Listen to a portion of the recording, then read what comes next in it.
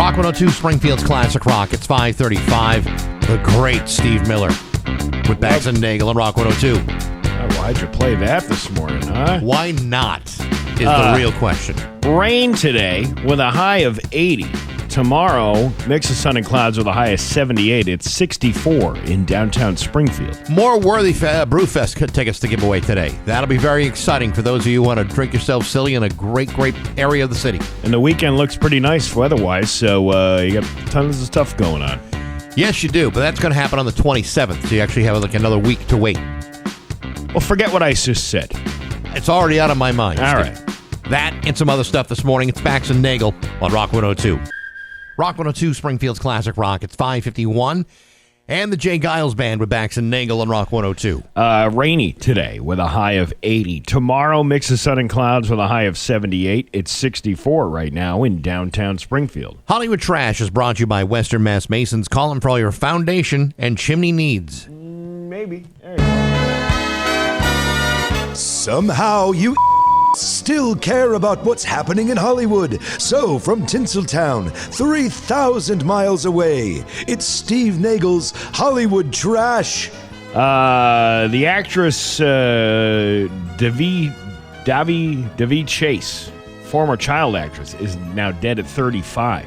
The actress's boyfriend, Roy Hernandez, said Davi died Tuesday from meningitis and an infection in her blood, which caused her to have septic issues and led to her body shutting down. She was in The Ring. She was in Lilo and Stitch back in 2002. So she had a decent amount of credits behind her.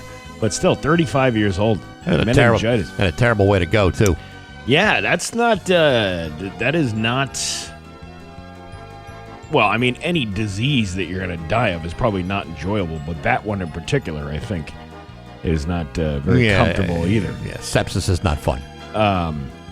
Anyway, let's see. How about some happier news? That'd be good. Post Malone dedicated his Toronto show to the late artist Oliver Tree, who reportedly died in a helicopter crash in Brazil. Malone described Tree as a beautiful soul who inspired the world with his art. The show became a celebration of Tree's life, with Malone pouring out a drink on stage in his honor. Tree, known for his eccentric persona and hits like Life Goes On, has released several albums and gained wider attention with his music. Melanie Martinez also shared her grief over Tree's passing, highlighting his dedication to his art. Now, that's a happier story? Yeah, he poured out a beer. Wow. Well, I mean... What a tribute. Hey, you ever see people pass away and then they leave like a drink at the bar where the guy was? Sure. Yeah, it's the same type of thing. You're pouring out a drink for your friend. I guess. Olivia Wilde has opened up about the backlash she faced over her age gap relationship with her ex Harry Styles, admitting that it upset people.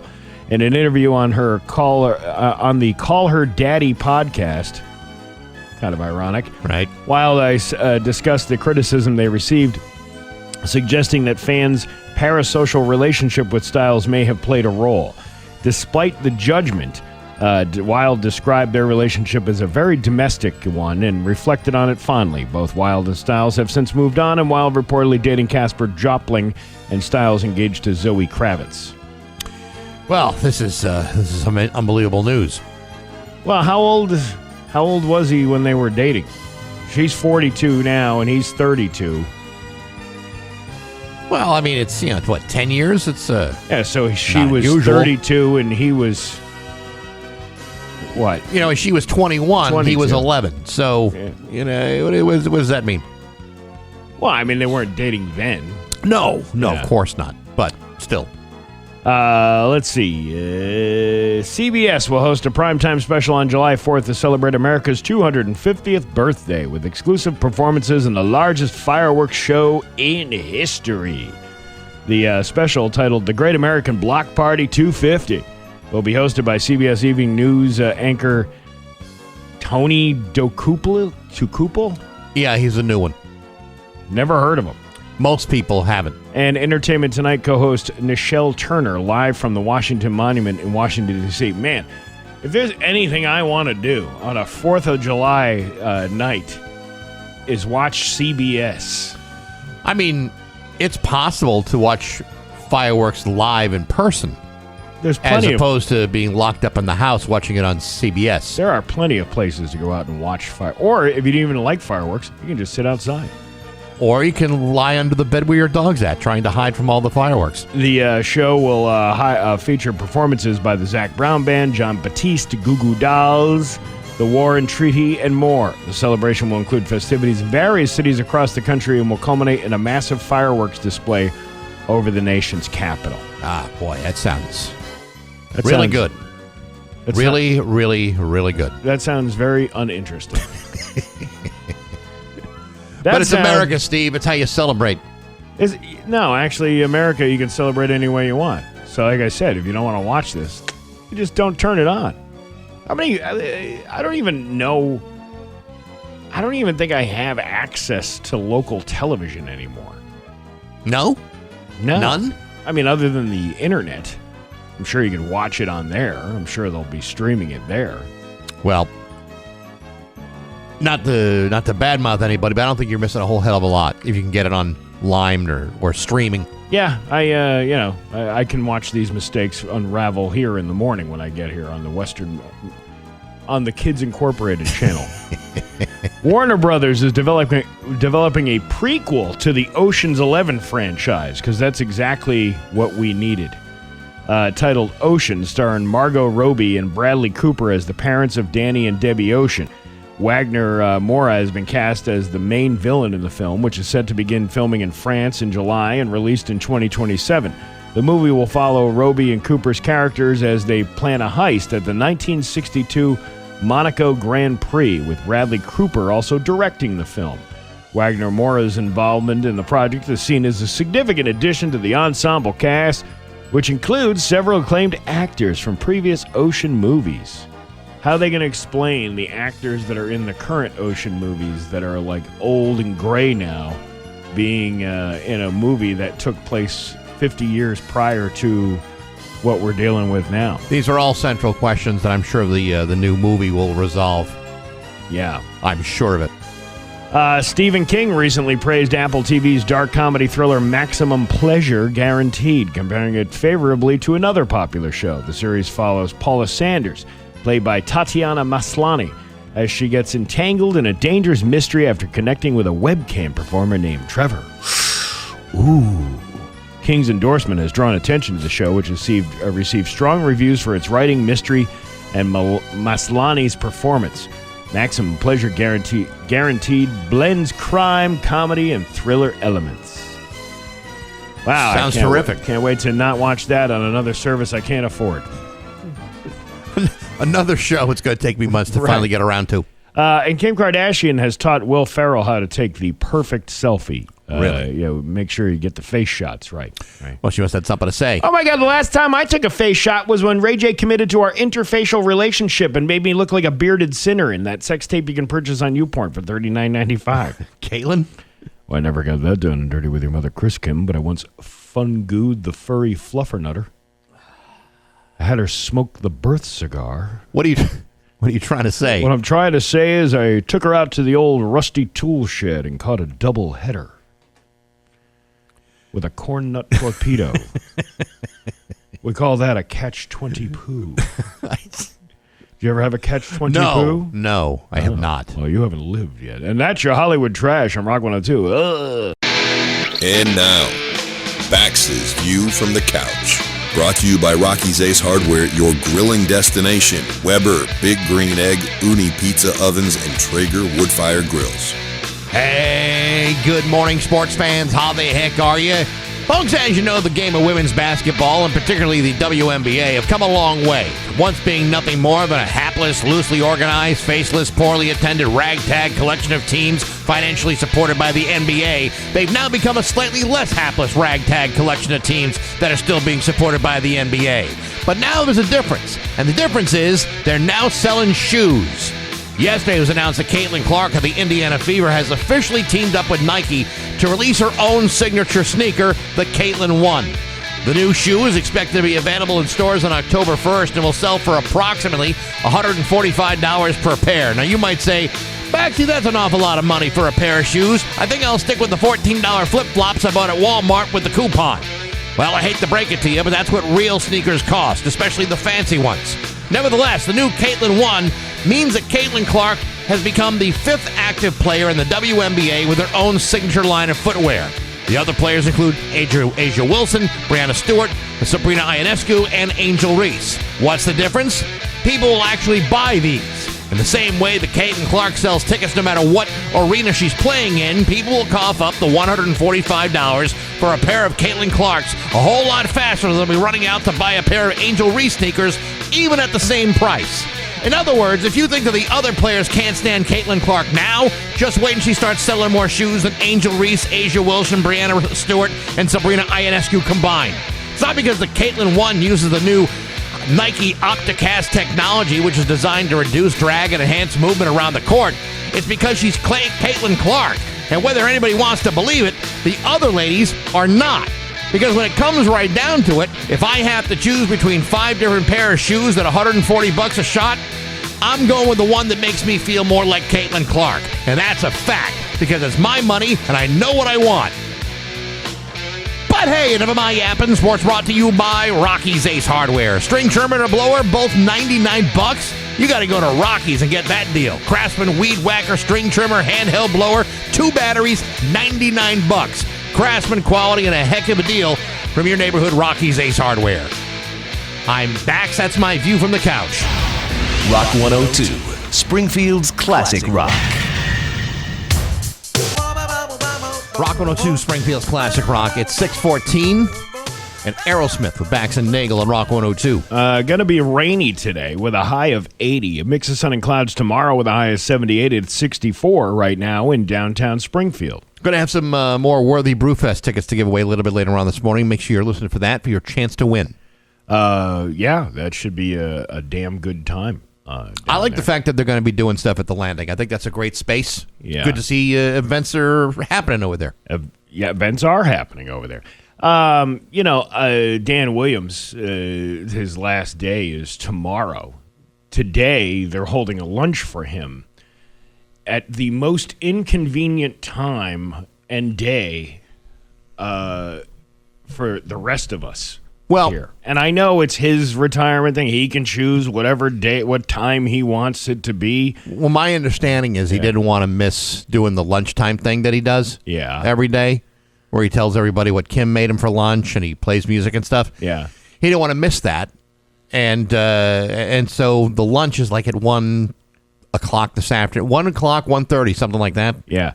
I know, like you and Pat made his retirement announcement about yourselves. I don't know what you're talking about. But I will make this about myself. And while I will not make his retirement about myself, I will make the timing of the lunch about myself. It is very inconvenient. It's 1 p.m. 1 p.m. Yeah, that's. I mean, I agree with you. Yeah. That is very late in the day. I usually eat my breakfast like around 3:20 in the morning. Yeah. I mean, that's an awful long time to wait around for a lunch. Right, but like you are going to an event this afternoon. I am going to a different event this afternoon. Right. And then, so there's really no wiggle room in order to be here. Oh, I'll throw another layer on the cake for you. I not only got that event that I'm going to, I've also got a podcast interview I got to do at exactly the same time as the lunch. Yeah. Who does this guy think he is? I mean, I understand you're retiring after 47 years in the business, blah, blah, blah, blah, blah. But you know what? We have needs too. Yeah. And commitments. We have commitments. It would be nice to be considered, being how early we get here, and how he's not here that late in the day.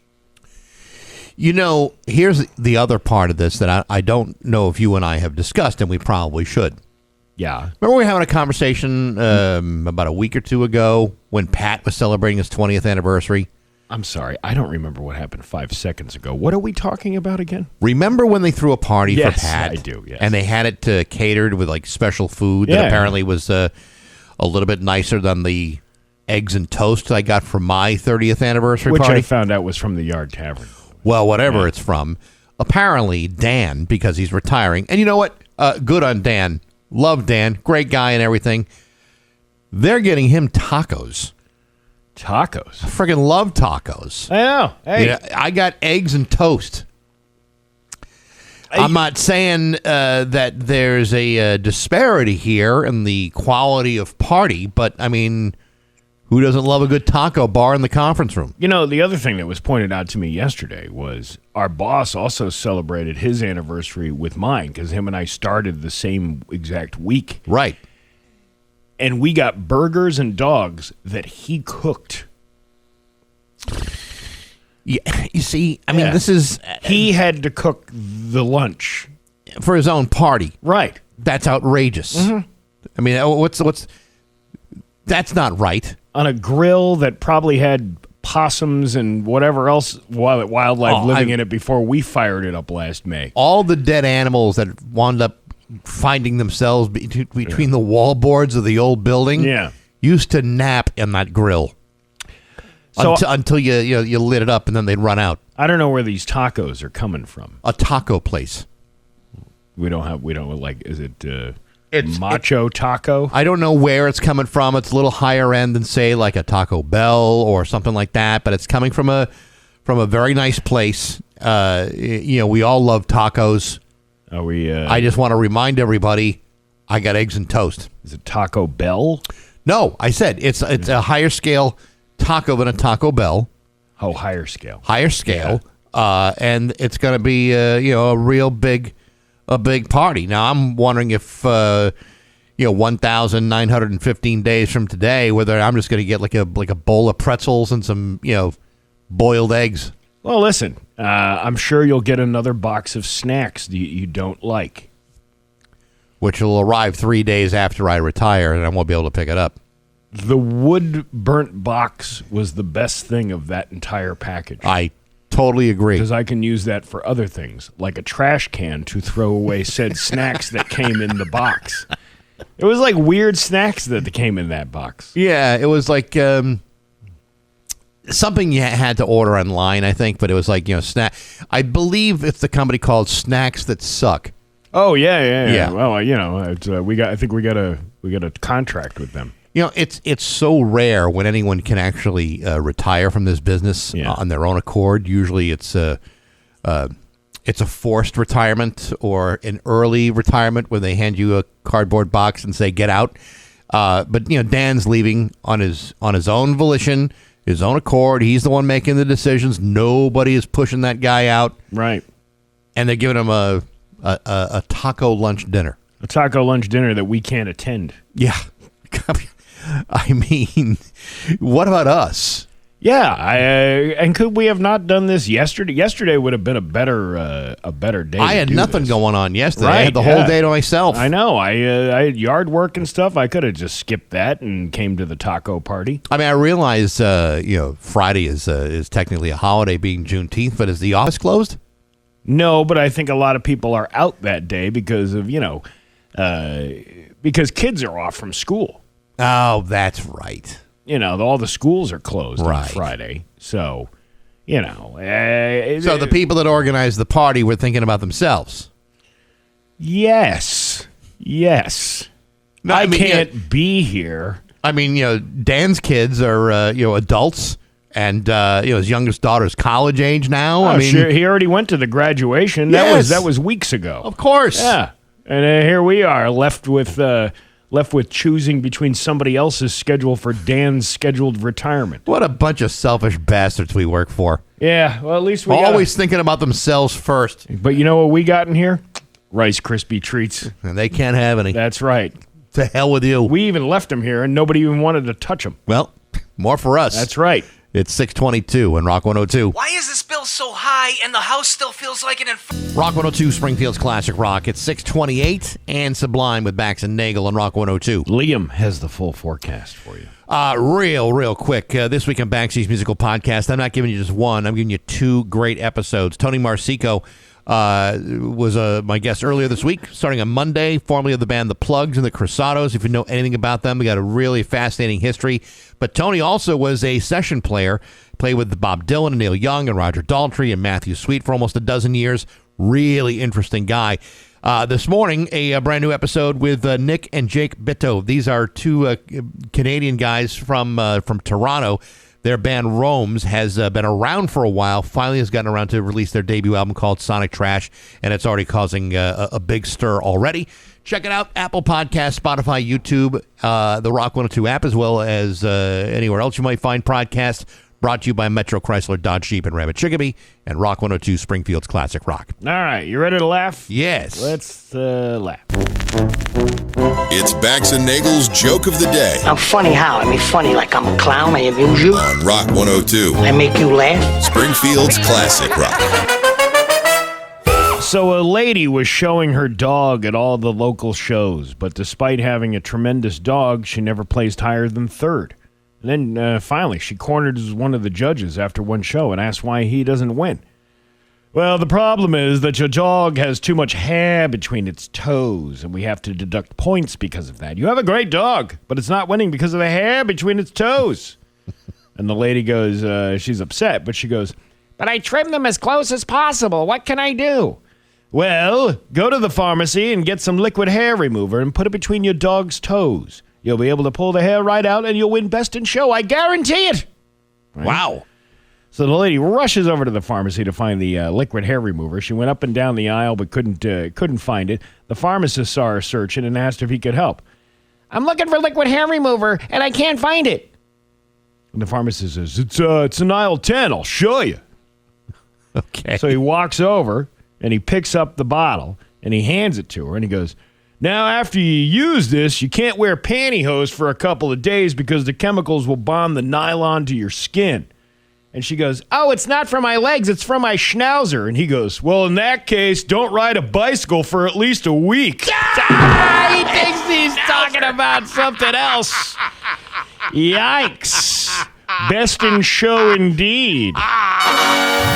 Bax and Nagle in the morning on Rock 102. Here's 6:34 with Bax and Nagle and Rock 102. It's time for news, and it is brought to you by absolutely nobody. Here's local radio icon Steve Nagle. Thanks, Max. The state fire marshal's office has suspended a commercial hood cleaner's license after failing to properly clean ductwork that led to a fire at the Holyoke Mall.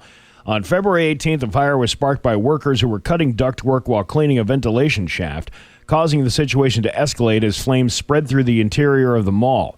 According to fire officials, the flames extended from the basement food court all the way to the roof. No injuries were reported to mall staff, workers, or emergency responders during the incident.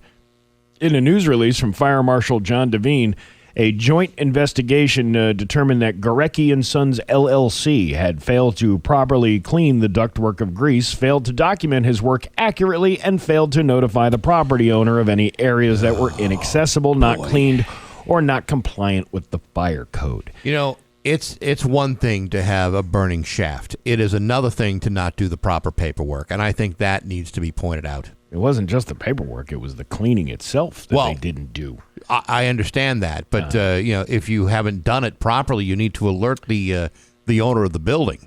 You know, I saw this story this morning, and I was remembering back to when John O'Brien used to talk about chimney sweepers. Like, how do you know they're actually doing the work? Well, because a lot of the work is done from the inside of the house. Right, but you have no idea if the thing is actually clean unless you take a flashlight yourself and look up the chimney and who's going to get in there and do that. You're basically taking the word of the guy who came over to do this job. So the same thing with... But that's true in a lot of different, a lot of different jobs you would have a guy come in. I mean, if a guy was doing like electrical work. Yeah, I'm like... You say, I got to fix your whole panel. You're going to go down there in the whole panel and check it out? Well, I mean, if you see new switches in there, you're like, okay, well, at least there's some evidence of what's going on there. Could you identify a new switch from the old switch? I couldn't.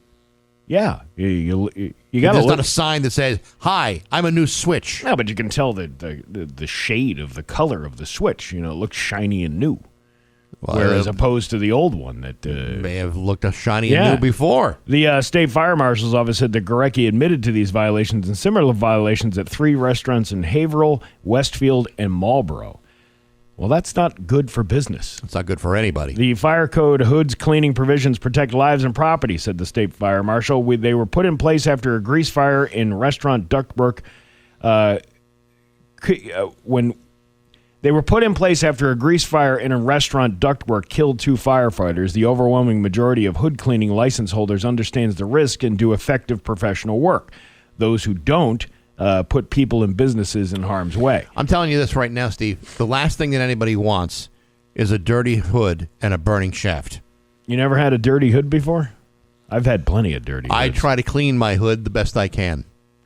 They will be suspended for up to 2.5 years, the Joseph Gorecki and Sons LLC. Well, that'll teach him. The business cannot perform any regulated work until September of 2029, but it will allow him to seek reinstatement after 15 months if he passes a certification exam. Might be time to just give up the business at this point. I don't know. Every day, families put their trust in fire code to make restaurants, malls, and other public spaces safe to visit. Code violations aren't administrative technicalities. They are serious business. Holyoke firefighters spent 4 hours putting out the 3-alarm fire at the Holyoke Mall, and we're extremely fortunate that no one was seriously injured. Anyone aware of hood cleaning work performed by Gorecki or Joseph Gorecki and Sons LLC before September of 2027 is asked to contact the fire department services at 978-567-3375. Can I just interrupt the news here for a real quick second? Because I want to announce something that I probably should have done a little while ago. We didn't get around to it. I want to wish the Chicopee Comp High School bowling team good luck. They are leaving this morning for Ohio to play in the national tournament. Damn. National bowling tournament. Do you want to rush bowling?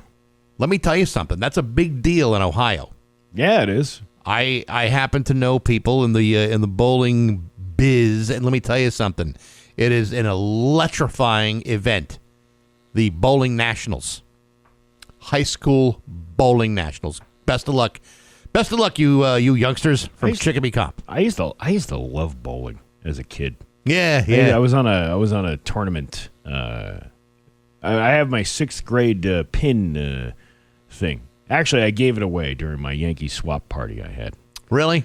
I have a trashy Yankee swap every year, and we find the worst things you could possibly give to somebody, and then we give it to each other. And then one of them was my little bowling pin. Wow. Little Stevie Nagle's bowling pin from 1990, whatever, with an average of 101. How old were you at the time? 12. Not too bad for a 12-year-old. Yeah. You know, you pick up you pick up some pins as you age, as you get a little bit better. Yeah, I don't know. I haven't. I went bowling. I think the last time I went bowling was a couple of years ago, over in Chicopee, Mass. Yeah. At the end of 291 there. Sure. They got that. They got that. What is it? AMF lanes over there. Sweet lanes. Yeah. That's Sweet. actually a pretty nice place in there. Let me tell you something. Bowling is a total gas. I don't think I'd want to be on a league though. Like, I know that's for some people, but to be committed to something every week like that kind of takes the fun out of it for me. You know, I used to be in a bowling league many years ago with a couple of guys that I knew. One guy was like a Vietnam vet. Another guy, unfortunately, died of a heart attack. But, we would bowl every week. The league got a little interrupted when some nihilists stole a carpet from my living room. Really brought the whole room together. And it was the nihilists that also put a parapet in my tub while I was trying to take a bath. Anyway, the point I'm trying to make is you don't F with the Jesus. And there were boys that gave their lives to fight for the communists in Vietnam. This sounds like a really wild story. Are you sure that happened to you? Are you sure? How do you feel about the Eagles? Freaking hate the Eagles, man. All right, that's it. This is over. Get out. Get out of the room now. You can't say you. I hate the effing Eagles, man. What a great movie that was. I love Big Lebowski. Yeah. Let's see. West Springfield police are seeking the public's help, assistance in identifying a man in connection with an active investigation. Police say that incident occurred at a business in the Riverdale Shops on June 4th. Detectives are looking to speak with the individual pictured in the photo shared by police. Anyone with information is urged to contact the West Springfield Police at 263-3210. So they show this guy walking in a store. It's not like a shoplifting thing. One of the alleged victims commented on this story yesterday. Yeah. And perhaps there may be some sort of assault thing going on. So that's what they're... Sometimes they don't say for good reason. But when they talk about shoplifting, that's the one that I'm like always... Well, why don't you say what store it is? I'm more concerned about what they stole sometimes. I mean, it's one thing to steal stuff at a particular store. What do they steal? Like, remember that guy years ago that stole, like 30 pairs of pants from the Eastfield Mall? You know, that guy had been in the news a little bit. Yeah. 30 pairs of pants. Do you know how hard it is to... When I go to a store and I'm looking for a pair of pants, I can barely find like 3 pairs of pants my size. This guy walked off with 30 of them. How did he get so lucky? What was that the guy that stole the 30 pants? I believe they were Lucky Brand jeans too. Wasn't that the guy that stole the pants and had been involved in a bunch of other stuff? Yes. And then you interviewed a city councilor with the same first name and then referred to him as that last name? That may have happened. That may have happened? Yeah, they were not this. They were totally not related individuals, but I may have made that mistake. That was a highlight of the show. A bad highlight. I think. There are times when I will brain fart something spectacular. That was one of those times. Well, I mean, it was easy enough. It was his first name was the same. Yeah, I get it, but I mean, there's a difference between the city councilor and the guy that stole 30 pairs of jeans from the Eastfield Mall. Yes. I'm sure he felt great about that when you referred to him as the suspect in a 30 pair of jeans stolen. Yes, exactly. Those were the days. They were. Your Pioneer Valley forecast today is going to be rainy with a high of 80. Tomorrow, mix of sun and clouds with a high of 78. It is 64 right now in downtown Springfield. I'm Steve Nagle, and that's the news on Rock 102. Oh, yeah. GG Inc.'s screen printing. Springfield's Classic Rock. It's 6:52 and the Eagles. Freaking hate the Eagles. I hate the Eagles, man. Bax and Nagle at Rock 102. Rainy today with a high of 80. Tomorrow, mix of sun and clouds with a high of 78. It is 64 right now in downtown Springfield. Just a couple days before Steve Nagle throws that big summer kickoff party at Vanish Valley in Ludlow. It's Saturday, this coming Saturday, June 20th, to raise money for Rick's Place. Rick's Place, of course, provides free support to grieving children, teens, and families after the loss of a loved one. There's going to be a lot of stuff going on there on Saturday. Live music, loads of activities, prizes like you wouldn't believe. Food and beverages for sale from Vanish Valley Brewing and also Hot Rod Dog. Rick's Place has some great raffles, including a garage door with installation, courtesy of Father and Son Garage Door, and a backyard pig roast, courtesy of Hilltown Pork. You can get your tickets now at rock102.com. They're only $10.21, with every penny raised on Saturday going directly to Rick's Place. It's Steve Nagle's summer kickoff party this Saturday, noon to 3 at Vanish Valley Brewing in Ludlow, brought to you by Dave Miner Exterior Home Improvements, Aqua Pump, Father and Son Garage Door, The Hawkman, and Rock 102 Springfield's Classic Rock. Just a couple of shout-outs here to some generous donations. We mentioned Joe Deedy from Moolish's Farms had a nice monetary donation for that event. Jay Smeagol Roofing, like you said, the kids wrote the check for him. Good. Yeah, and very generous donation as well. And also yesterday, Leah Toyota, Riley Campbell over there on Boston Road to Warburton, very generous donation. So we appreciate all the support. And we're getting up there. There's lots of great raffle prizes to come out and see this Saturday. You don't even have to be there to win, so you can come buy the raffle tickets, and take off. I got a basket waiting for you at home. I was supposed to bring it in today and completely forgot about it. But yes, no problem. It's going to be a great time. Everyone should to come on out. You never know when you may need the services of a place like Rick's Place. So that's right. Support them in the best way you can. Your basket, is that you got a Bax and Nagle shirt in there, or no, something totally different. Nothing. Is that like old found items from 45 Fisher Avenue?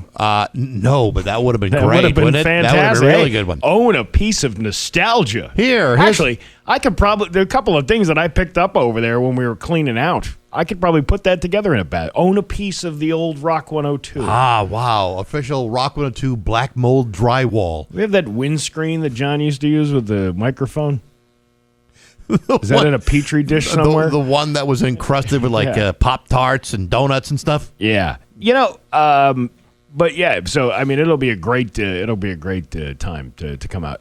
Great family day for the kids. Yeah. It's free for the kids. You can't beat free for kids. No, you can't. You can't beat that. Especially on with a tight budgets and everything like that. You come out, you have a great time. Should be a lot of fun.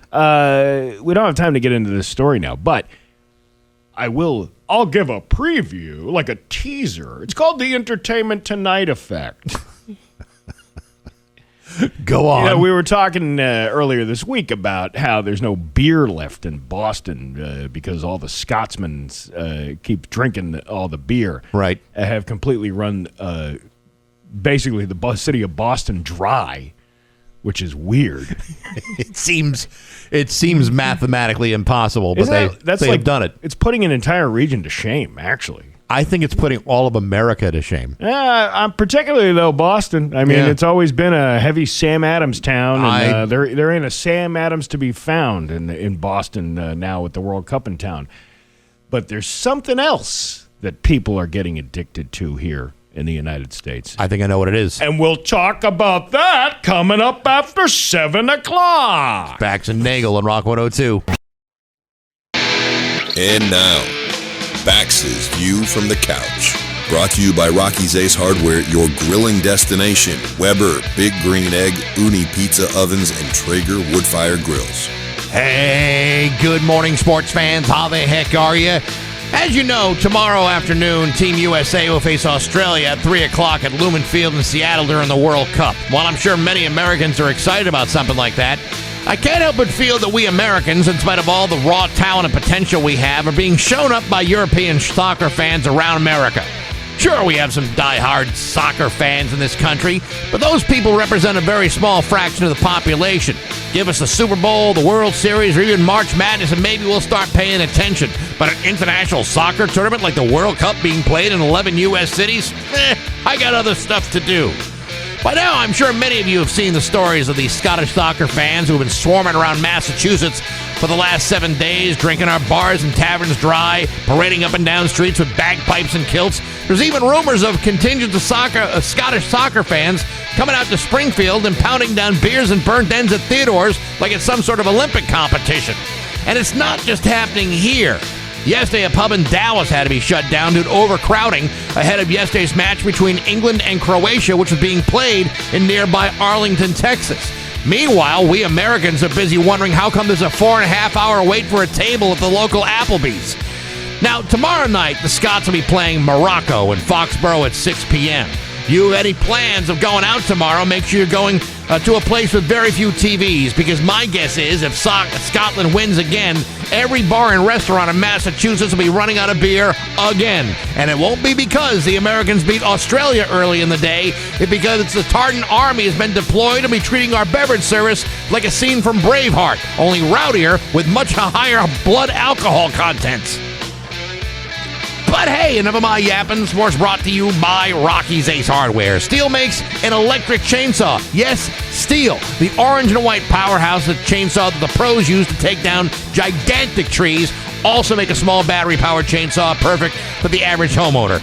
Go to Rocky, save $50 right now on a battery-powered Steel chainsaw. Again, you'll find it at your neighborhood Rocky's Ace Hardware. I'm Bax. That's my view from the couch. Rock 102. Rock 102, Springfield's classic rock. 7-Eleven and Bruce Springsteen with Bax and Nagle on Rock 102. It's going to be rainy today with a high of 80. Tomorrow, mix of sun and clouds with a high of 78 to 64 in downtown Springfield. So we were talking earlier this week about how much alcohol, beer specifically, being consumed in Boston during the World Cup, and mostly people are blaming it on the Scots because the Scots like to drink. And it's putting Southie to shame. It's not so much that they like to drink. It's like an aggressive competition to see how much their bodies can take. It's something about that region. I know a guy from England who I never understood how he could sit there all day long and just down pints of beer and never really seem drunk. Oh, I don't know. I know some people from abroad that will drink all day and act drunk. Well, I'm just saying. Real drunk. But I think the experienced drinker, they'll drink all day long. Now, I don't know if you are aware of this, Steve, but after some DNA analysis, I'm like 28% Scotch. Scottish. It's Scottish. Is that 28% of your blood is Scotch? No, I've been drinking Scotch all day, and that's why. No, my grandfather. Scotchy. That's right. Yeah. Immigrated to this country back in the early 1900s, and he was from Scotland. Well, here's a new addiction that we've turned on to the Europeans and everybody else in the world. The TSA has shared words of wisdom from World Cup tourists who may want to take bottles of ranch dressing home from America this summer. Many European tourists have been documenting their first ever trip to the U.S. this month to support their home nations in the 2026 World Cup. In the process, international soccer fans have discovered their love of ranch dressing, a popular condiment here in America. With that in mind, the TSA has reinforced its limits for how much liquid can be stored in carry-on baggage as it predicts an uptick in people trying to take bottles of ranch dressing home with them. I guess there's a lot of people who want to do that. Right. Who knew diplomacy, get it? That's hilarious. Could be achieved through addressing the obvious. Ranch is the king of condiments, the TSA wrote in the caption of a Tuesday Instagram post featuring comments about packing the American staple in a checked bag. The world is slowly discovering ranch pairs perfectly with pizza, chicken wings, fries, onion rings, quesadillas, crackers, chips, vegetables, and the list just keeps growing. Are you kicking around the idea of flying home with your favorite dip? The company, they don't want you to do it. 3.4 ounces or less. And I don't think anyone's selling ranch dressing in a 3.4 ounce bottle. Although you can get like the little packages of mix and you put it with sour cream and boom, you got yourself some ranch dressing. Right. But a while ago there was this young lady on the TikToks from England, and she was getting like American snacks sent to her, and she would sample the snacks because she's never had them, and she had never had ranch dressing. It's not available anywhere in Europe. They don't make it. They don't even know about it. It's like our American secret. Yeah. Well, anyway, someone sends her a small thing of ranch dressing, and she goes ballistic over ranch. And all of a sudden, she's eating ranch like it's nobody's business. It's just like covering herself in ranch dressing. I don't see the hype in it. I don't think ranch dressing is that great. It's I'm good. It's more good. of a blue cheese kind of guy when it comes to that. I totally agree with you. If I had a choice, it would be blue cheese all day. I have dipped chicken wings in blue cheese, pizza in blue cheese, onion rings in blue cheese, but if you've crackers, chips, vegetables, and the list just keeps on growing according to the TSA. But if you've never had ranch dressing, if you were trying it for the very first time in your life, as opposed to now where it's like it's always been there, it's always been around, you might feel differently about ranch. It's a new flavor sensation. So I mean, most of us know what ranch tastes like, but if you've never experienced it, I can see where this might become some sort of obsession for you, a compulsion of some kind. It's like the Basketball Hall of Fame. Yeah, it's here. I could take it or leave it.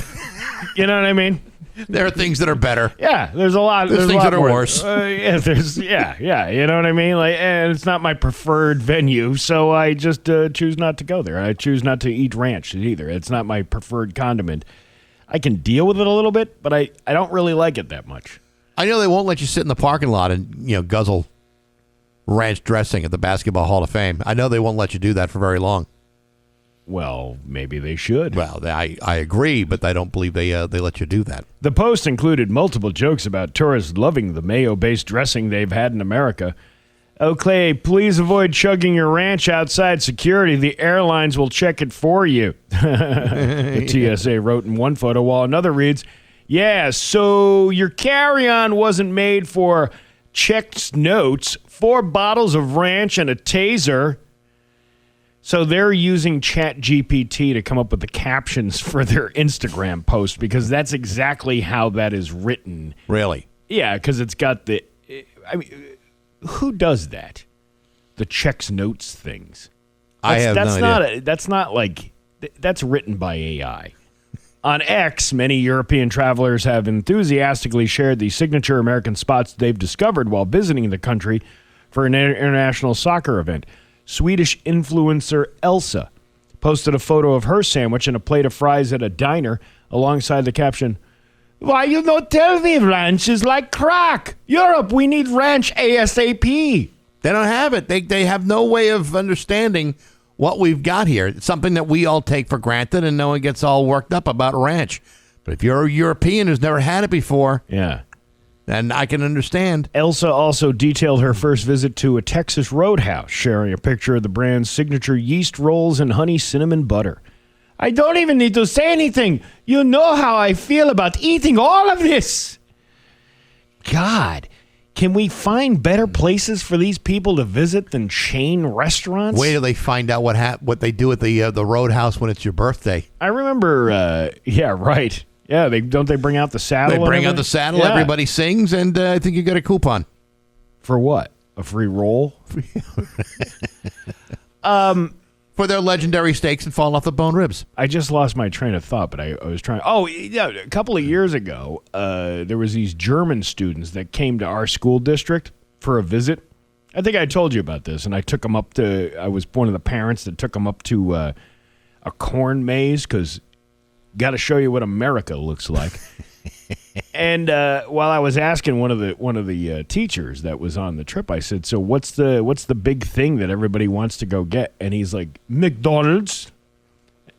Everybody wants McDonald's." Like that was their big thing. Well, because they believe that's what American food is. but it's But it's. I mean, it's not. It's Yeah. reflective of what we choose as a last resort. But it's not necessarily what I would call like the American standard diet. yeah. Well, I mean, burgers are part of an American food. I would consider that. Sure. Right. Yeah. But particularly McDonald's, I wouldn't necessarily recommend somebody to go there. But it is kind of true. I remember, and then there was another time I went. I was a chaperone on a field trip down to New York City Right. last year, and all these kids, you can go anywhere you want for lunch. These kids chose McDonald's. I'm like, you can get McDonald's. This is the same McDonald's that's on Cooley Street, Because and it's the same McDonald's on Because there's no risk involved. You go to a place you don't know, or like an independently owned restaurant. There's no risk.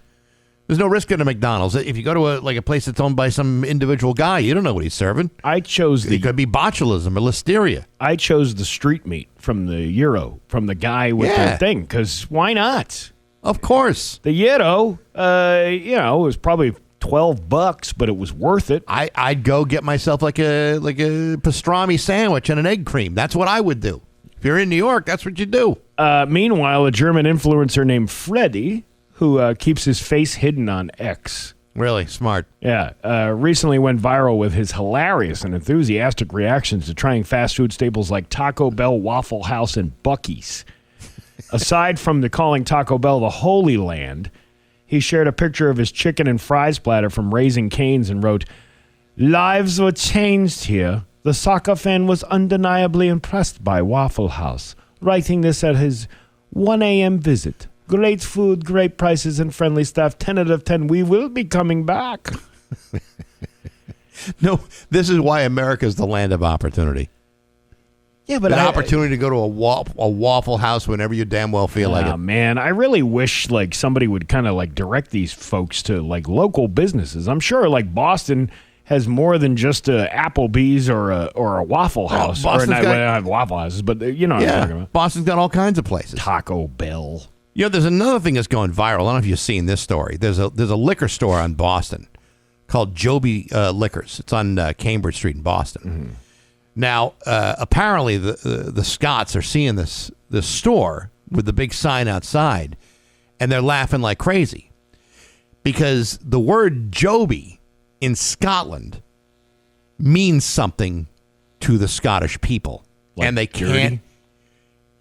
Yes, and it's and they can't believe that this place was allowed to name themselves Joby Liquor. So they're all standing outside this liquor store. They're taking pictures. They're laughing hysterically. Yeah. Apparently, this is a gastrointestinal reference in Scotland. I mean, Gotcha. you can look it up. I don't want to get too graphic, but when I read the story, I went, well, what is a Joby? And the story wouldn't even tell you specifically what it was. I had to Google what it was, and I had to go down a little bit to see what the Scots have against the JOBI.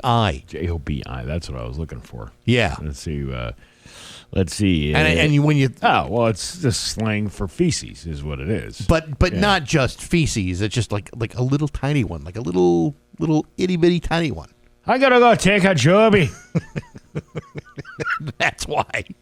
And that's why they're taking pictures. I can't believe it. And that's becoming a viral sensation in Scotland. Speaking of which, now that you mentioned liquor stores, when I was driving through Palmer a couple of weeks ago, I went to that indoor flea market down there. By the way, top notch. If you're one of these like looking for old stuff, That's the place to go. that indoor flea market over in Palmer. But as I was driving through the center of town there, they have a place called Downtown Liquors.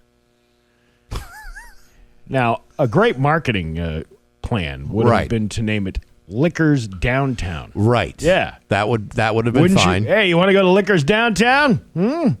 Even Downtown Liquors says quite a lot, too. Yeah, but I think Liquor Downtown would be better. Maybe. Yeah. You might be right. Hey, who wants to go to Liquor Downtown? Huh? Yeah, pick up a 6-pack of Schlitz. There is a... Get your Schlitz down to Liquor Downtowns. I don't know if you've ever driven through Salem. Yeah. There's a liquor store in Salem called the Bunghole. Have you ever seen that? Oh, yeah, place? I was actually going to bring that up when you Yeah. mentioned the other liquor store. I the know. Bunghole. But that doesn't mean anything other than the hole in the side of a barrel. Yes. But, of course, it has dual meanings Where? in places around the country. Oh, really? Yes. I'm not going to go into it because, quite frankly, it's crass. But that's a great marketing scheme. It sure is. See? Wouldn't Liquor Downtown be better than Downtown Liquor? You might be right. All right. I think we're on to something here. It's 7:24 with Bax and Nagle on Rock 102. 28 with Bax and Nagle on Rock 102. Some commentary from the Route 10 Tire listener line. Steve, you can't discount that ranch as a close second if blue cheese dressing is unavailable, man. He ends it with man. He says man a lot. I mean, I kind of agree. If blue cheese is unavailable and there's only one thing to dip stuff in, it's ranch. I'll take It's it. not my preferred condiment, though. No, it's not. But I mean, it's a good, solid number 2 option. Somebody else said definitely blue cheese. Another guy says Checkers, baby. Never going back to Burger King or McDonald's for a burger ever. Seasoned fries. Drool emoji. Where are you going to find a Checkers around here? There's no Checkers around here, is there? I don't think so. right, I think well, the that's- closest Checkers is like down south somewhere, like in the I'm not Carolinas. Not going all the way out there for that. Why not? Again, it's sometimes it's about choice and convenience. If the only place that's open late at night is a McDonald's or a Wendy's, I'll go there if I have to. Wow. Listen, Wow. this is how I roll. I'm not imposing myself on anybody else. I'm just saying is all. Well, I don't know. We're introducing these Europeans to terrible, terrible things, including the fast food chain restaurants. All right, well, let me ask you this. Yeah. And this is a good a good question. Maybe the Route 10 Tire listener line would not be bad. Uh-huh. If you had people in town from Europe who have never experienced anything American, what would you provide for them? What would you give them that says, now this is what America's all about? Like a hot dog, but from like a local business. Like push them towards a local business. Stop like locally owned as opposed to the national chain of a Waffle House or whatever. Okay. All right. That's what I'm getting at. Hamburgers from not McDonald's or not Wendy's or not tacos from an actual taco place. See, I would take them to a barbecue place. That barbecue. To me, that's totally American. Yeah. That's what I would do. Yeah, how come nobody's posting about their time at a barbecue pit? I heard rumors that there's a bunch of Scottish soccer fans have been going to Theodore's all week. White Hut. A White Hut. Yeah, there you go. All right. I mean, White Hut's a good option. But I think there are things that, if you are going to tell someone from way out of town what's really American, those would be the options. The closest Checkers is in Worcester, by the way. Really? Yeah. Oh, road trip. Well, if blue cheese was unavailable, what would you go with? Ranch. Or just regular mayo? If you're dipping stuff, you not just. I don't want to dip it in regular mayonnaise. Got to have some sort of something in it. What about a horseradish sauce? I like that too. A good horseradish sauce. Yeah, Fletcher's. Hey, send them over to Fletcher's. There you go. There you go. It's 7:31. News is next on Rock 102. Here's your Western Mass News First Alert Forecast. A damp, mild... 7:35 at Bax and Nagle at Rock 102. It's time for news, and it is brought to you by Aquapump, an expert in all water supply systems from the well to the pump and into the house. Here's local radio icon Steve Nagle. Thanks, Bax. Top news story this morning. Fireworks billboards spotted in Indian Orchard, even though they are illegal. I've never understood that. What? If you're not supposed to bring fireworks across state lines from New Hampshire, yeah, why are those billboards here in Massachusetts? Bax. People still buy them, even though you're not in the state where they are legal. But if you go to the state where they are legal, you can still purchase them. Yes. But they're encouraging you not to bring them back over the border into Massachusetts. Matter of fact, I got an ad for Phantom Fireworks. Here, happy 250th anniversary, America. Uh-huh. And you can get all kinds of assortments here. Let's see. Any $99.99 firework item now only $39.99. It's quite a deal. The $179.99 Rolling Thunder package now only $79.99, which makes you wonder, how much are these things really worth?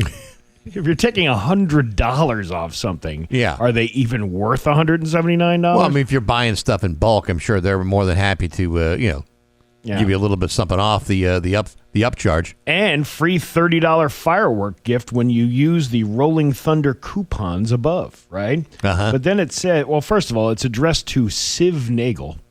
Siv? S-I-V-E. Huh. Yeah. Okay. I don't know how that ever came to be. Go on, Siv. All right.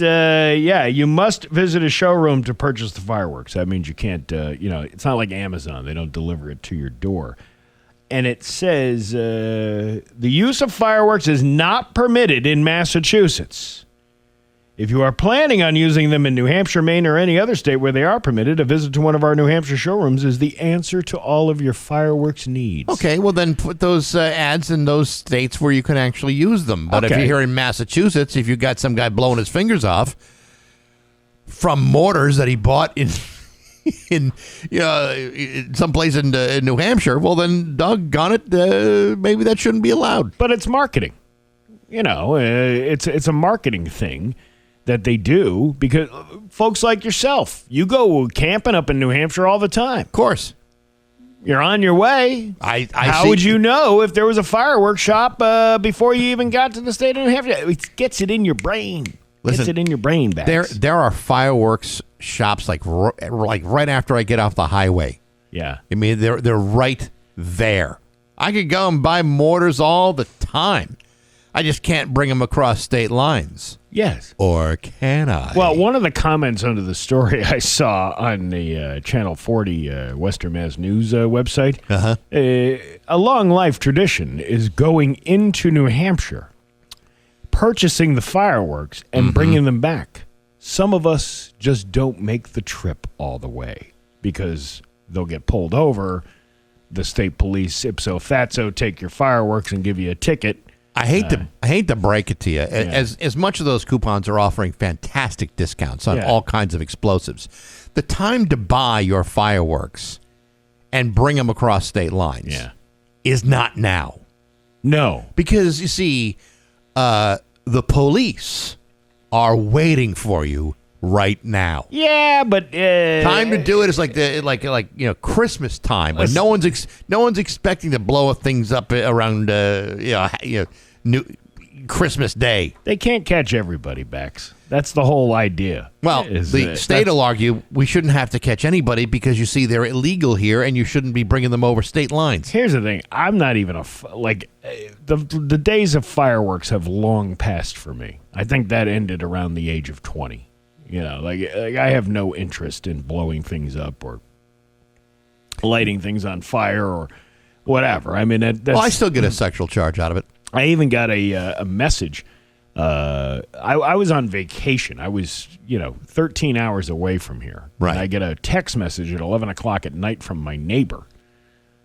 Hey, I appreciate you, the welcome home party for the for my trip. The lady and her husband had taken a trip. Yeah. I appreciate the welcome home party, but could you not do the fireworks at 11 o'clock at night? And I'm like, it's not even me.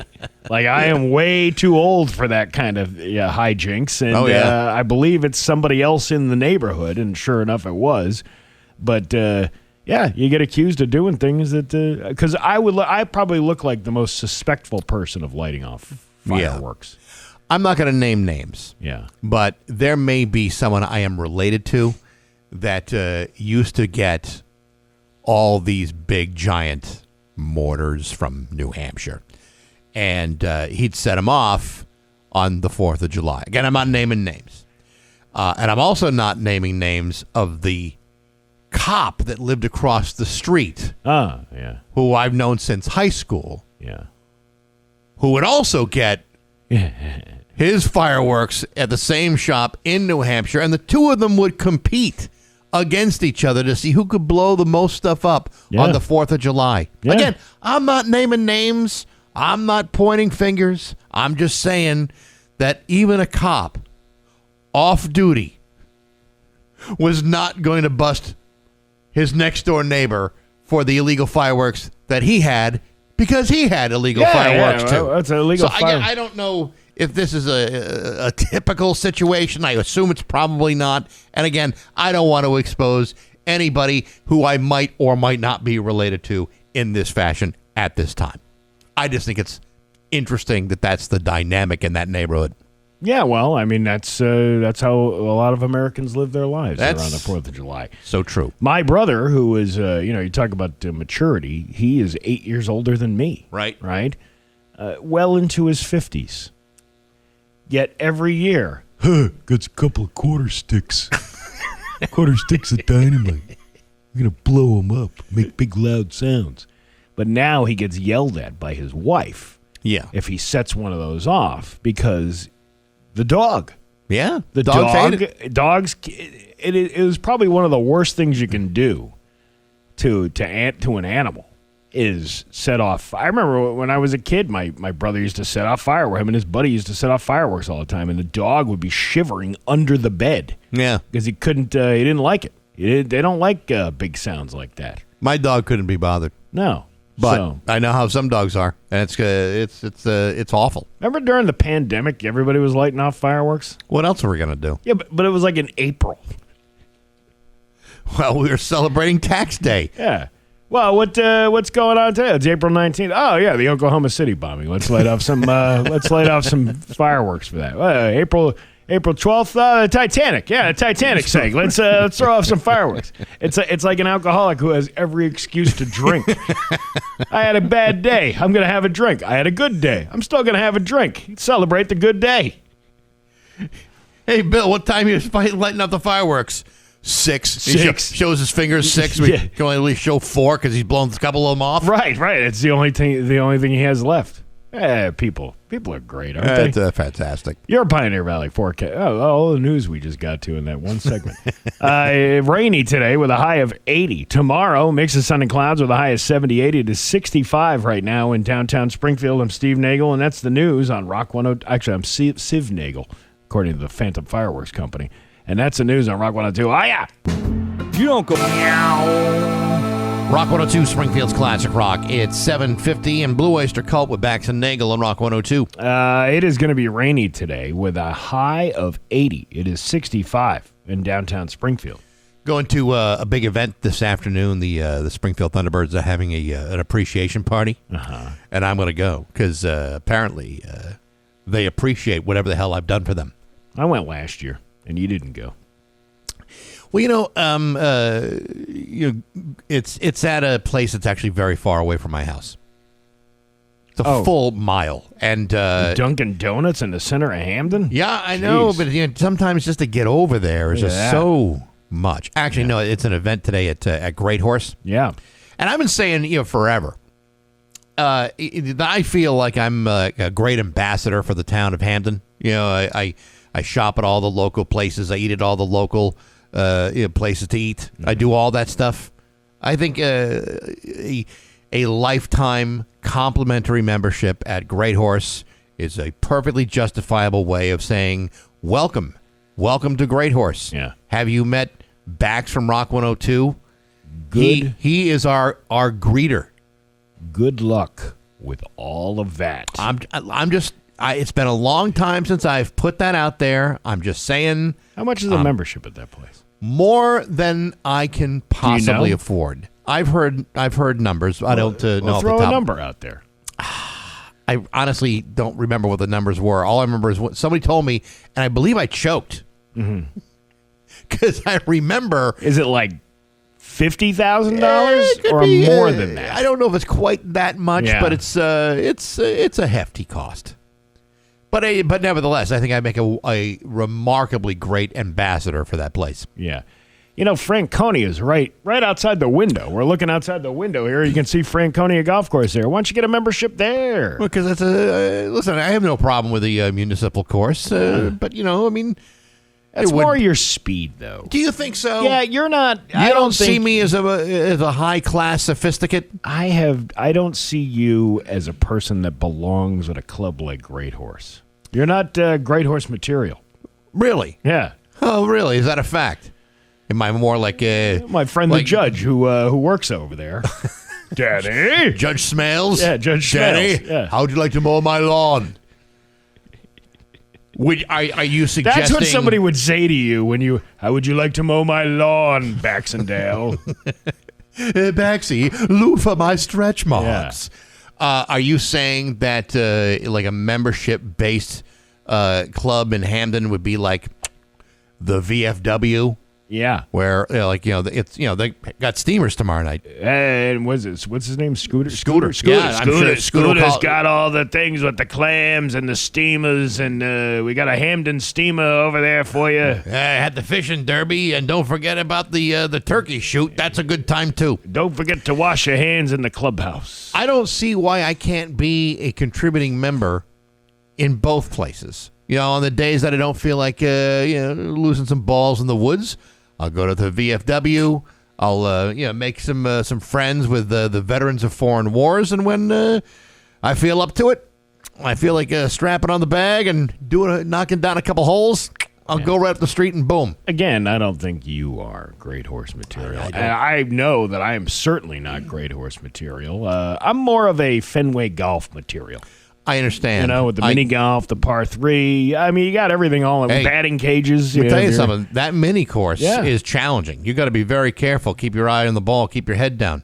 Yeah. Make sure your stance is okay. Got the right grip. You got to be the ball. But I used to play at that course. Yeah. Back when it was the Hamden Country Club. Back when it was like a semi-private everyman type of thing. Yeah, it was back when it was a trash hole. Now it's a beautiful golden glistening golf course on the hill. As a matter of fact, I can't tell which is the sun sometimes. Is that the sun or is that Great Horse shining into the sky?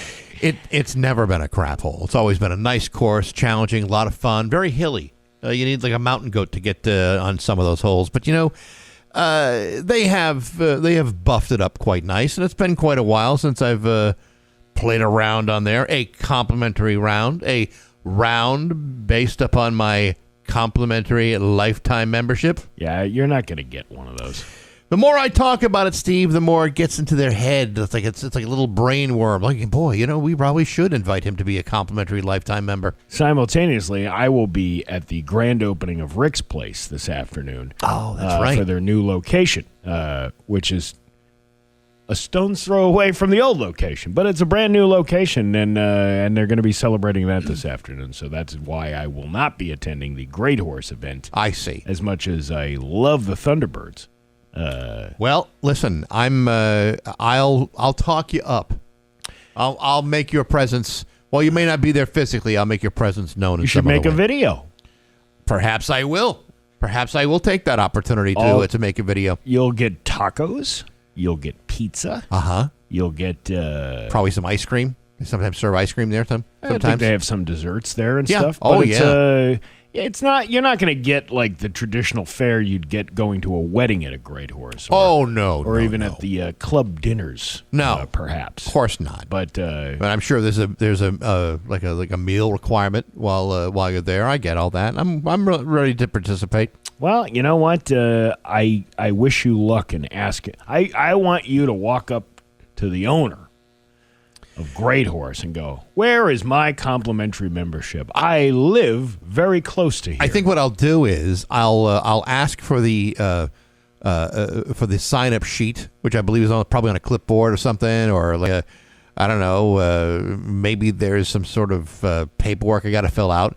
I'll fill it out, and then when it says talks about the payment, I just put right in very big letters, comp. Comp, is that's how you're going to get into that place? Yeah. And I'll take that application process very seriously and just write comp. And I want you to stand out on that beautiful vestibule they have there to watch the sunset. Yeah. And then while you're standing there, get yourself a Miller Lite and go, hey, everybody, we're going to get laid. Hey, Ringo, how about some lessons? Somebody step on a duck. It's 7:58. Oh, you know what? The Worthy Brew Festival is coming up on the 27th at the landing of the Mass Mutual Center. Tickets are on sale now. You can win them, or you can pay them 30% off at the Shop 30 store at rock102.com. 10th caller right now, 293-102, and win tickets to the Worthy Festival in Springfield. You'll win tickets. You won't win a chance to get 30% off the tickets. No. You can go to two places. You can try to win them right now, or you can go to the Shop 30 store and buy them. There you go. 7:58 at Rock 102. The 2026 Southwick National is coming to the... And now, Bax's View from the Couch.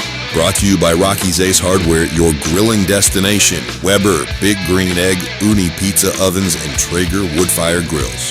Hey, good morning, sports fans. How the heck are you? Folks, as you know, the game of women's basketball, and particularly the WNBA, has come a long way. For once being nothing more than a hapless, loosely organized, faceless, poorly attended ragtag collection of teams financially supported by the NBA, they've now become a slightly less hapless ragtag collection of teams still supported by the NBA. But now there's a difference, and that difference is they're now selling shoes. Yesterday it was announced that Caitlin Clark of the Indiana Fever has officially teamed up with Nike to release her own signature sneaker, the Caitlin 1. The new shoe is expected to be available in stores on October 1st and will sell for approximately $145 per pair. Now you might say, Baxi, that's a lot of money for a pair of shoes. I think I'll stick with the $14 flip-flops I got at Walmart with the coupon.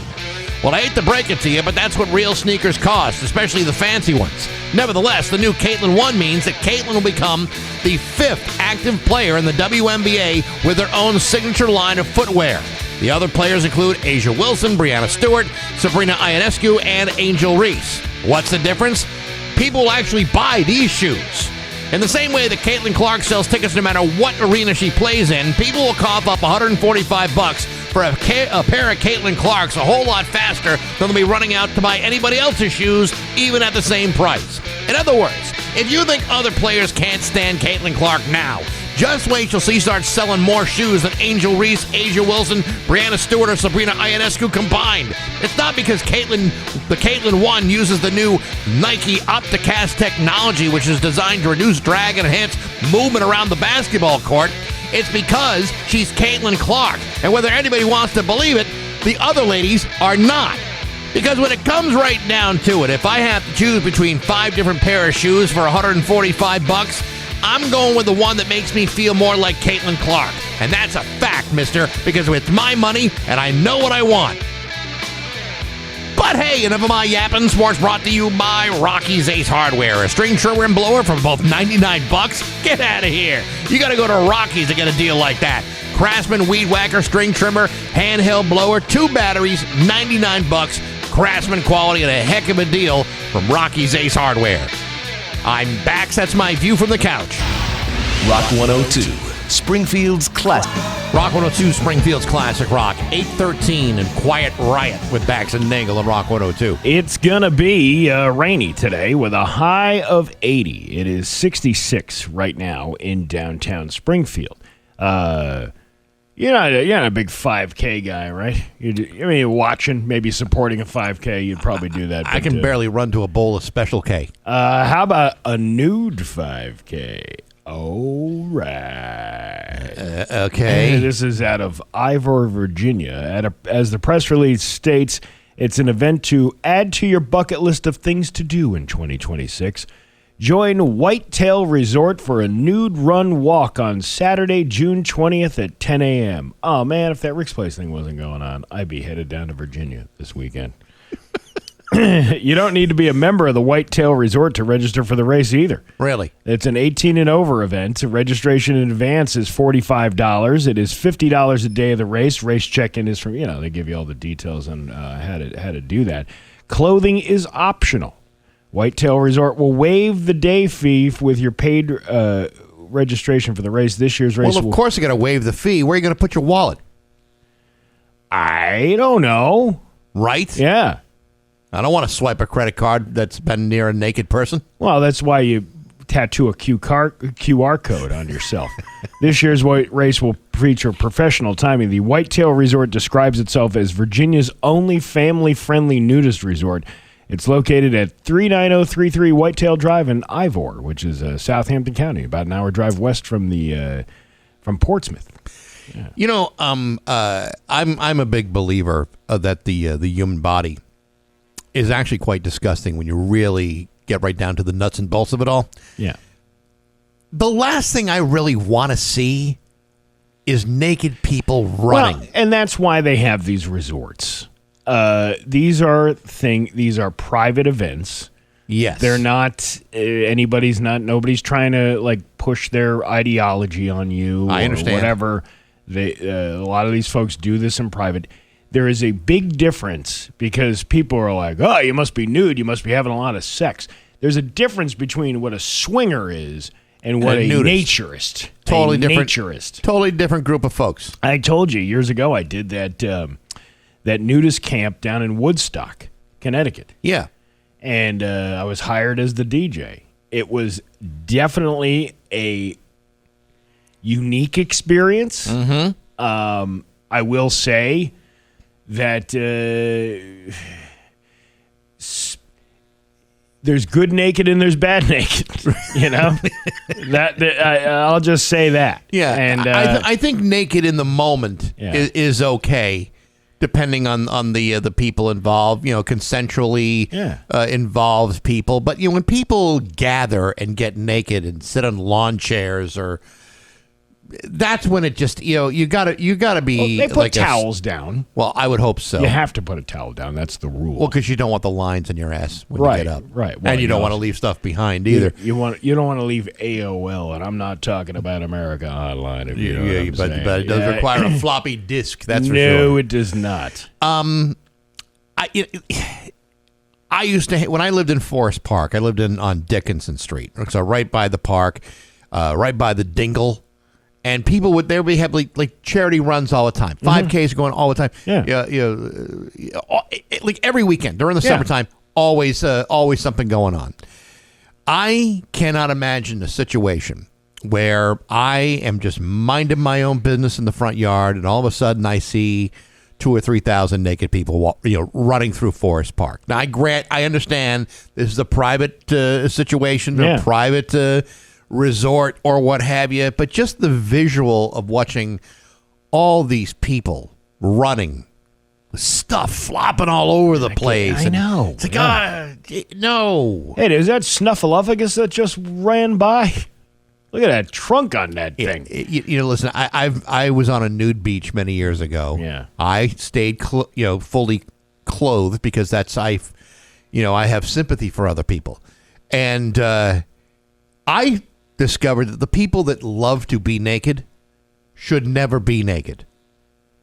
But that's the whole look at the confidence level these people have in themselves. Though. Is it confidence Yeah. or is it delusional? How- I can't decipher between the two. Think about how confident you have to be in order to strip all of your clothes off Right. and walk around like you're just doing normal thing. There's nothing sexual about it. You're a naturist. Yeah, You're right. I mean, enjoying nature. You are right to point out the difference Yeah. between a naturist and a swinger. Right. A swinger would never run a 5K because they've got other plans.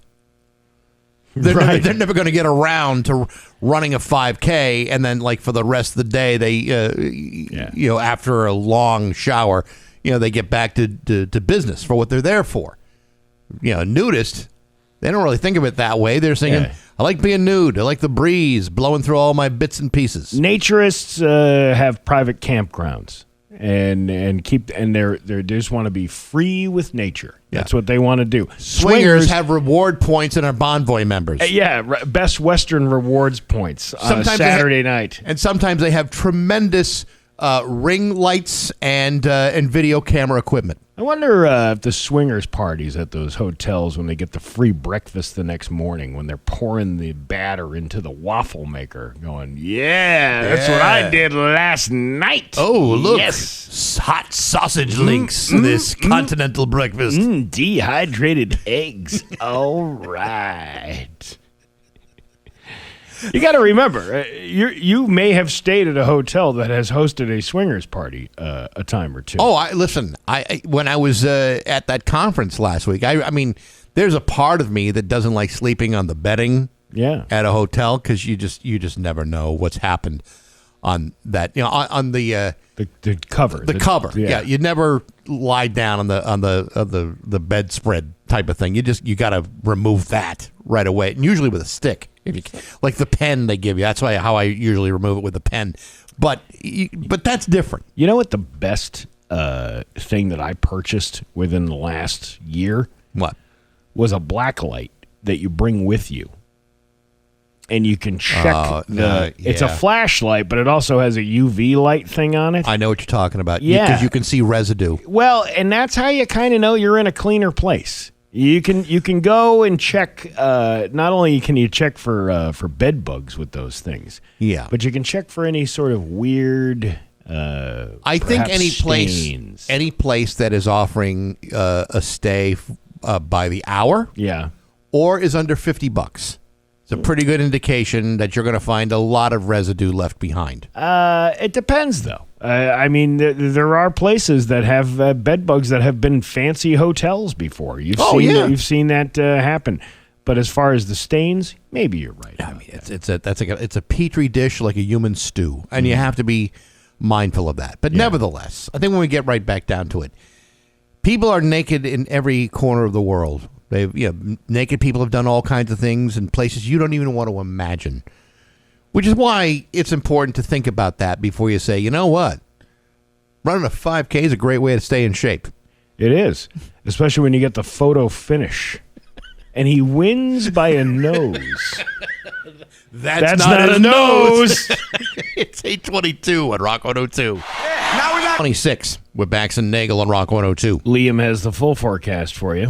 A couple of things. First of all, I know tonight is a $20 dinner and a comedy show at the Shortstop. It's going to be a lot of laughs. Chicken teriyaki and rice, and tickets are selling like hotcakes. But you're not selling hotcakes. You're selling chicken teriyaki and rice. Exactly. Yeah. Also, Baxi's musical podcast this week, giving you two great episodes. Tony Marsico from The Plugs and The Crusados. Guys played with Bob Dylan, Neil Young, Matthew Sweet, Roger Daltrey, Linda Ronstadt. Great conversation. Definitely check that out. Fascinating guy. Today, brand new episode, a special bonus episode with the guys from the band Rome's. This is a Canadian band.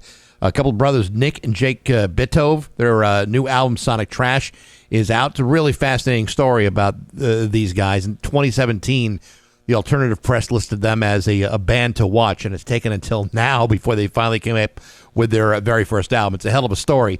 And next week, really excited about this one. Next week, I'm going to be talking to John Kineski from Tenacious D. Oh, sweet. Really cool. So I'll give you more details about that tomorrow. All right. Okay. You like true crime? Sure. I listen to Wait. Committing it or reading about it? No, hearing or reading about it. That's totally different. I'm a big fan of Matt Phelps' podcast. It's awesome. He has some really great series on there every once in a while. Well, all the time. But he has specific series sometimes that are pretty. Matt does a great job. But this documentary on Netflix, I'm actually really interested in watching this one. It's called Maternal Instinct. Have you seen the ad for this? I'm trying to think if I've seen that one. Why did Taylor Parker kill her friend to kidnap her unborn baby? And then it goes into, here's what the courts claimed about her motive. This Taylor Parker was convicted of capital murder in 2022 for killing her friend Reagan Simmons Hancock and kidnapping her unborn baby. At trial, various medical experts testified about Parker's mental health, citing possible brain dysfunction and psychopathic traits, but said she had no diagnosable mental illness. Prosecutors argued that Parker's motive was to maintain her relationship with Wade Griffin. Now, Wade Griffin was a local hog trapper. Hog trapper. It's always some weird thing. Like, it's always some weird, employment thing. Involved in something in like a love triangle type of thing. This isn't a love triangle. This is a lady who went all out. Like, she had a hysterectomy back in like 2017 or 2018, but then went through this whole thing like, I'm pregnant, and she even bought a silicone belly. She went through the whole thing. I did see something about this story, and it's bizarre. And then, on October 9th, she drove to see her friend Reagan Hancock, who was 35 weeks pregnant with her second child, and brutally murdered her. She went on and took the baby out of her. Yes, I remember this. It's crazy. Yeah, it's disgusting. Doctors determined that Parker had not given birth, and she was charged with murder and kidnapping. So, Maternal Instinct. That should be a good one. Yeah. That's a good one. That's a nail biter right there. Who does that? What a heartwarming story, huh? Yeah, boy, that'll put you in a great mood. Does she get to take the baby with her to prison? No, I don't think so. I don't think so. It's 8:29 with Bax and Nagle. 8:33 with Bax and Nagle on Rock 102. It's time for news brought to you by Big Y, your family market. His local radio icon, Steve Nagle. Hey, Bax. Yeah, Steve. You want to have some summer fun this summer? Sure, I'd like to have some summer fun this summer. Or are you just saying you want to have some summer fun this summer? I'm just saying I want to have some summer fun. What if I said scavenger hunt? Shut up. Yeah, the Massachusetts Department of Conservation and Recreation has announced the return of its Park Passport Challenge. This challenge invites all residents and visitors to explore the state parks, forests, playgrounds, watersheds, and more through a free statewide scavenger hunt. Starting June 20th through November 1st, you can collect stamps from 12 featured DCR. They are unique to each location, kept in locked yellow boxes, and are placed in locations that are accessible for participants of varying ages and abilities. In western Massachusetts, 3 of the park locations are in Holyoke, Amherst, and Pittsfield. Pittsfield, I'm sorry, I didn't mean to say that wrong. Participants who collect all 12 stamps will be entered in to win the grand prize raffle. Which is? I don't know. So to learn how to submit your prize form, see all 12 locations and coordinates, you can visit the DCR's Park Pass challenge. I gotta know what the grand prize is if I'm going to go all the way out to Pittsfield and some of these other towns to get these scavenger hunt items. Yeah. What is it? Is it going to be like a cash prize, or going to be something stupid like a $25 gift card to your local Brigham's? Probably. I don't know. I'm reading. Heritage State Park in Holyoke. Okay. That's a state park. I guess so. Mount Holyoke Range State Park, right, and Pittsfield State Forest. So. The passport box is available from 8 a.m. to dusk. They would just want you to go out there and collect the stamps. Yeah, I got it. But I don't know what the prize is. I'm still trying to figure that out. Well, I'm probably going to say no then if I don't know what the prize is. I mean, if it's something cool. Feature properties, frequently asked questions. Let's see this one. You ready? Yeah. What are the frequently asked questions? There are no frequently asked questions. No questions. It says, help us improve mass.gov. Did you find what you were looking for on this webpage? Oh, my God. What a ripoff. No, I did not. And then they wants me to write a response. I'm not writing a response. I don't have time for this. I don't have time to do the scavenger hunt either. If you're not going to tell me what the prize is. I got to have some incentive to go out to Pittsfield. I don't want to go out to Pittsfield just to hang out. Congratulations. You get 1 free oil change. Where? Any participating Jiffy Lube location. Jiffy Lube.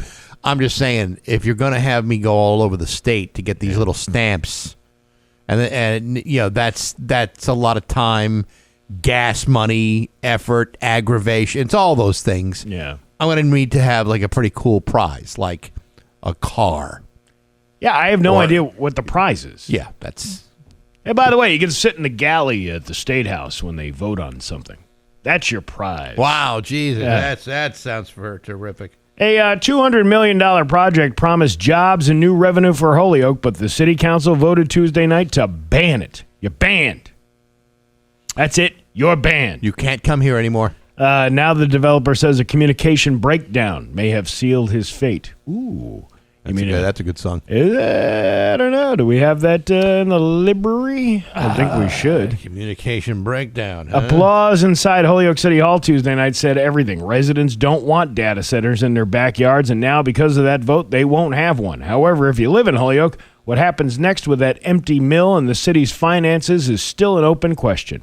Yeah, there's a communication breakdown between the citizens of Holyoke and the data center owners. Come on out to the city council meeting next Tuesday to discuss. Stop what you're doing. Yeah, it's what a great. Communication breakdown. Doesn't this data center provide jobs and stuff like that? Yeah, but they also take up a lot of resources throughout the town and cities that people don't want taken up. It's a hell of a communication breakdown. However, if you live in, it was really wonderful seeing. I want to say there was at least 30 people from the community that came in and talked and gave their opinions. That's Holyoke City Councilor Patty Devine. While the community was talking, the developer behind the 100 Water Street project, the Old Hamden Paper Mill, he was listening from the sidelines, realizing too late that he had lost the room. I needed to be on social media to tell people what we were doing, and I didn't do that as a real mistake, said developer Benjamin Marshall. Marshall said that the silence allowed fear to take root. He claimed Wednesday his project was not a large-scale operation, but a small facility that would reuse the mill without straining the power grid. However, councilors said they couldn't vote on what-ifs. Rather, they had to vote on concerns sitting right in front of them. To be honest with you, I've not heard from them. I haven't received any calls, and usually when it's a business like anything in Holyoke, I would hope that they would have contact us, Devine noted. Marshall argued the project would have brought some revenue to the city's municipality utility and jobs to local unions. He also said the technology he planned to use would recycle water, not drain the watershed. Though those claims were never formally presented to the council, still, he said he isn't ready to walk away. We're not interested in fighting the city, that's for sure. So we'd rather rebuild and trust than pick a battle. So we're going to build a roller coaster instead. Yeah, that's right. We'll put a big oil refinery right downtown. That's a perfect idea. The city has now entered a moratorium. Or maybe like a one of those biomass burning facilities. Maybe that's what they could use in Holyoke. My favorite part of the biomass burning ban was years ago when they wanted to put one in Russell. Yep. And it said ban the biomass. The guy driving around with the 1977 Chevy Impala with the blue smoke coming out of the tailpipe that said ban biomass plants in Massachusetts. It'll ruin the ozone. It'll ruin everything around here. It's not environmentally friendly. Not like my Nova. The moratorium committee will include members from the Holyoke Waterworks and Gas and Electric. The developer says he hopes to finally get a seat at the table to show residents exactly what he's planning. And now you are all part of my plan. My plan all along. Yeah, listen here, Dr. Evil. If you want to get something done in the city of Holyoke, you got to be upfront in the beginning. You can't just backpedal your way into a data center. I mean, why wouldn't you have presented that evidence. I would think. If you thought that, hey, I got a good case here, these people don't know what they're talking. These people are so misinformed. Let me build trust with them by presenting them evidence of things. Most people don't know what a data center is, to be honest. They're thinking it's a center, there's data. What more do I need to know? Well, what is it? Do you know what it is? I have no idea. Yeah, well, that's what I mean, though. If nobody knows what it is, then why would you approve it just because somebody said, yeah, we're going to bring jobs in here? Yeah, but then it takes one person to ask a couple of questions, and if you're not prepared to answer those questions or haven't provided the information they need, well, what do you expect? What is a data center, and why is it controversial? Here's the AI version of that from the Google thing. A data center is a large, secure physical facility packed with servers, storage drives, and networking equipment. No, we don't need any of that. These digital warehouses power everything on the internet, from streaming and cloud storage to modern artificial intelligence models, operating 24/7. Warehouses? Warehouses. Data centers are controversial because of their massive demand for resources, often conflicts with local community needs, strained power grids, water scarcity, pollution and noise, land use, and jobs. They create very few permanent jobs. Okay. So that's one of those things that somebody comes in and goes, yeah, you know what? We're going to bring jobs. But they don't say like how many jobs. You know, we create very few jobs too, but that allowed us in Longmeadow. Well, yeah, I mean, we're not really employing massive amounts of people either. No, it's a small shop. Yeah, but this is already an existing structure that we just moved into. Yeah, it's not like we decided, hey, we're going to build a big fat radio station right on the hole 18 of the of Franconia golf course. I don't know. I think it's a smart thing to at least put it aside. They're banning it. They're not really banning it. They're tabling it so you can get more information on it, which I think is probably the smarter move to do than to just, Yeah, but you should have given them the information ahead of time. Yeah, it's kind of weird that you wouldn't. Why you wouldn't do that? Wouldn't do that. Somebody said on the Route 10 Tire listener line, grand prize of a scavenger hunt, ticket out of Pittsfield.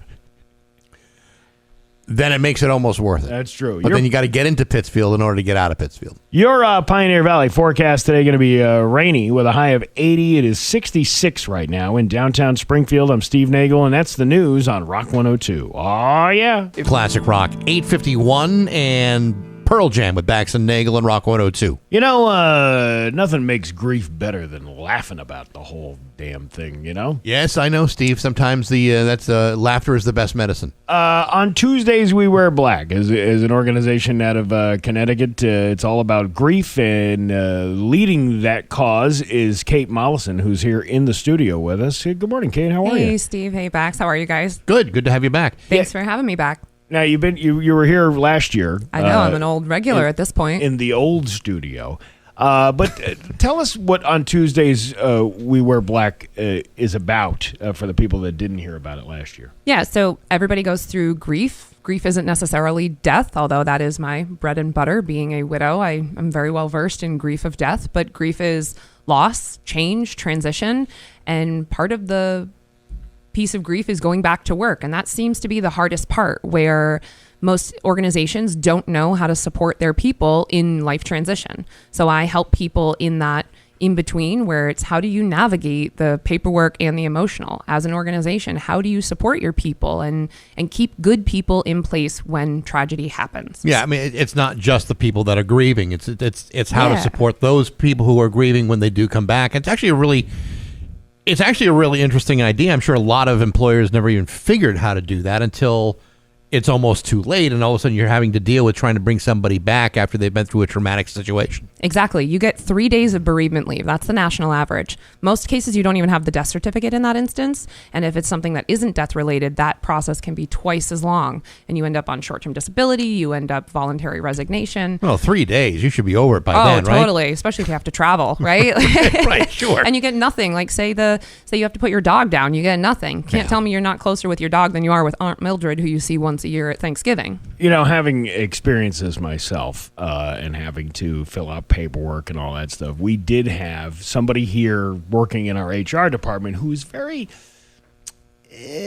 tone deaf, I think, to the idea of the process of transitioning back into work. He was tone deaf on human and resources. And that unfortunately perfect candidate for a job like that. Yeah, it seems to be like the norm where HR has become a legal entity versus a human entity. Right. And it's about getting back to putting the human in HR. How do we help support good people and keep them in their jobs? Because you're right. There's a lot of companies, and this one included, that you don't deal with it all the time. People don't know how. The good thing is we don't have to deal with it a lot. But everybody's going to die, Steve. I know, but I'm talking about like in a workplace situation. There's a lot of people who don't understand how to help an employee transition back into the workplace after such a great loss like that. Right, because they think once that they get back that everything's back to normal. But and that's where you folks come in. Exactly. To help out with that process. Now, you are doing a comedy show next Saturday, June 27th, which I will be at. I'm very excited to have you there. It's going to be a great event. And it's Phil Anthony. He does the Funny for Funds. Funny for Funds, great organization. Absolutely. And where is it? Tell us a little bit about this event. So this is a fundraiser event for the 3rd annual Grief Awareness and Education Conference. That is an event that I put on in proud partnership with the Mark Twain House out of Hartford, Connecticut. And it is an event for individuals and organizations to get educated around what resources are out there for grief. And so this fundraiser happening next Saturday is called Giggles for Grief at Fire by Forge in Hartford. Doors open at 6 and the show starts at 7. We are doing 100% of the proceeds from this fundraiser to the Grief Awareness Conference. And I'm really proud and excited to say that Fire by Forge is also donating a portion of the proceeds from their food and bar sales back to the event as well. No, and the both of you were saying that it's a great restaurant, great room, really good place to go. And they're very philanthropic too. They focus on hiring people who are less fortunate, job situations. They need support in that way, and they focus on culinary students. So it's great to have their support. And the food down there is absolutely phenomenal. Amazing. Phenomenal. The chef is so incredible. And a great little room in the back that we'll pack that place in on Saturday, June 27th. Again, doors open at 6. Show starts at 7 p.m. You'll have raffles there and stuff too? So we've got some really great raffle prizes. I've got a family 4-pack of tickets from the Hartford Yard Goats. I've got tickets to the Wadsworth Museum and a couple other really great things. I don't want to give everything away. But tickets are really accessible to this too. I like to say it's $25 ahead of time, $30 at the door. You're not going to get a date night out for that cheap these days. No, absolutely not. Yeah. Well, unless it's a Thursday. Well, that's sorry. Unless it's a Thursday. So you're just going to practice your material tonight for next Saturday? Yeah, absolutely. Oh, yeah. Try run it. you got to run it through first. Well, the good news is I wrote you a couple of jokes that I think you might be able to use. Oh, God. All right. Well, what does a cow call its knees? What does a cow call a burger joint? Funny stuff, man. I'll try it out. That's a home run right there. I got one more for you. I got another one for you? What happens if you blend a cow and a sheep? What? You get 2 animals that are in a bad mood. That's fantastic stuff. Man. Fantastic. Listen. Now, you're not going to be performing during this show, right? I leave that to the professionals. Yes. That's too bad, because I think you could headline with that stuff. Yeah. We're trying to cheer people up from grief. I put the fun in funerals, so that's where I'll keep my expertise. I'll leave the comedy to you. Those jokes are so good, it sounds like you're grieving right now. You know it. Where can you get tickets for this event? So I've got the tickets available. If you go onto my website, on TuesdaysWeWearBlack.com, there will be a link right there, as well as on the Funny for Funds website directly. So if you just Google Funny for Funds, and then you can search Giggles for Grief. Very good. Kate Mollison, we appreciate the time this morning. Thanks for coming in. Thank you so much for having me, guys. Best of luck. It's 8:58 with Bax and Nagle on Rock 102. Call or text us anytime on the Route 10 Tire list.